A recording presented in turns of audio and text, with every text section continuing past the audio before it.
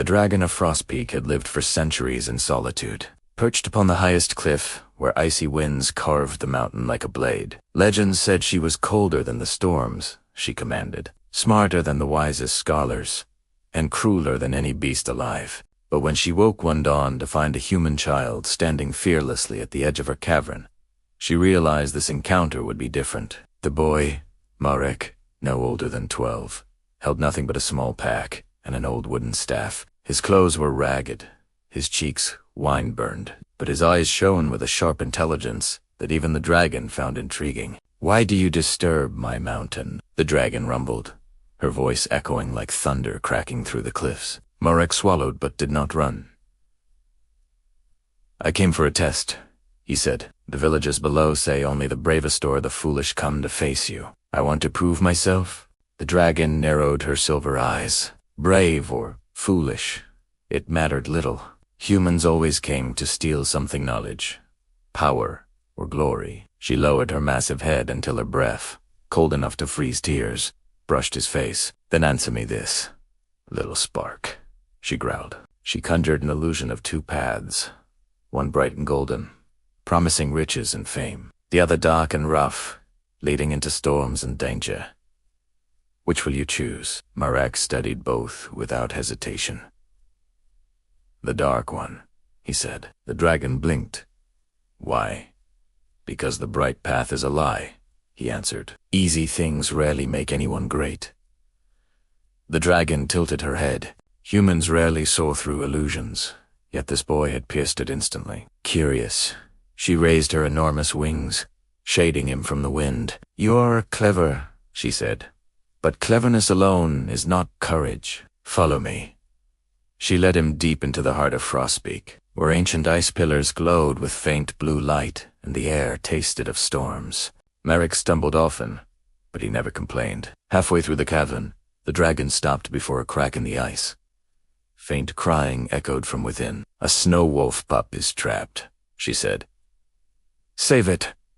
Marek didn't question her. He squeezed into the narrow gap, ignoring the jagged edges shredding his sleeves. The pup inside whimpered, its fur frozen, its paws stuck beneath a fallen shard of ice. Marek braced his feet and pushed with all his might. His thin arms shook, his breath burned, but he refused to stop. When he finally freed the pup and crawled out, shivering and bleeding, the dragon studied him in silence. "Why risk yourself for a creature that would bite you if it were grown?" she asked. "Because it can't save itself," Marek said simply. "Strength means nothing if you don't use it to help someone weaker."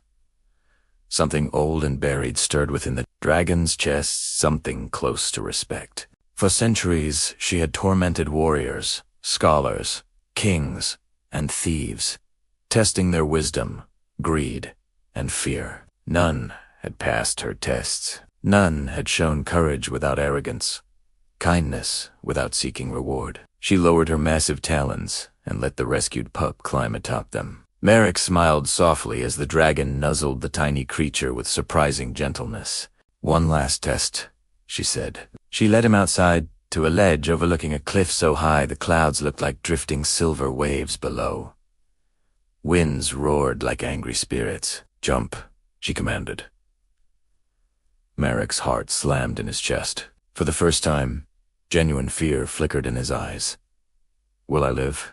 he asked. "Perhaps," the dragon murmured. "Perhaps not." The boy stepped toward the edge. His legs trembled, but he didn't step back. "If this is what it takes to prove myself," he whispered, "I'll trust you on a humpet." The dragon dove after him instantly, her wings slicing the air. She caught him just as the wind threatened to tear his small body apart. Clutching him carefully, she soared upward, roaring with triumph. When they landed safely, Marek collapsed to his knees, breathless. "Did I pass?"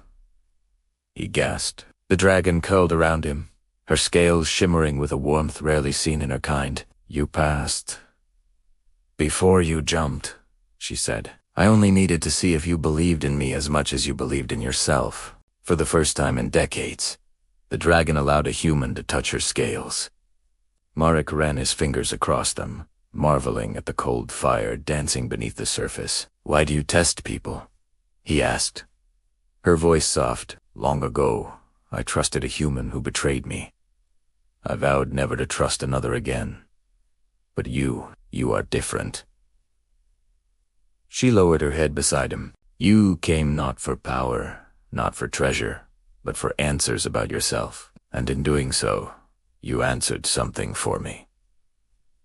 Merrick sat beside her, leaning gently against her warm chest. The snow wolf pup curled between them. The wind howled, but for the first time, Frostpeak felt peaceful. Days turned into weeks as Merrick remained on the mountain, learning the ways of dragons. How they sensed emotions through vibrations in the air, how they read the world through heat and cold instead of light and dark, how their memories stretched across centuries like carved rivers of stone. And the dragon learned about humans through him, about their small hopes, their strange joys, their dreams that burned bright even when their bodies were fragile. One evening, as the sun dipped behind the clouds, Merrick turned to her and said, "I think we're companions now."